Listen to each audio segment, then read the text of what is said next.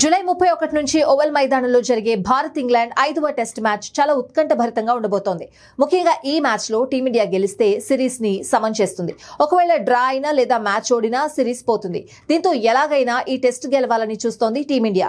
ఈ మ్యాచ్ ఒక్క ప్లేయర్లకే కాదు, హెడ్ కోచ్ గంభీర్ కూడా చాలా కీలకం. అందువల్ల టీంలో మార్పుల గురించి చర్చిస్తూనే ఉన్నారు. ఈ క్రమంలో ఓవెల్ పిచ్ పరిస్థితులు అలాగే వాతావరణం గురించి ఇప్పుడు చర్చ జరుగుతోంది. తాజాగా దీనిపై గంగూలీ కూడా కొన్ని కీలక సూచనలు చేశాడు. టీమిండియా ఓవెల్ మైదానంలో గెలవాలి అంటే జట్టులో ఒక స్పిన్నర్ ఖచ్చితంగా ఉండాల్సిందేనని అభిప్రాయపడ్డాడు. ముఖ్యంగా కుల్దీప్ యాదవ్ ని ఆడించాలని స్పష్టం చేశాడు. గంభీర్ కు కూడా ఇదే చెప్పాను.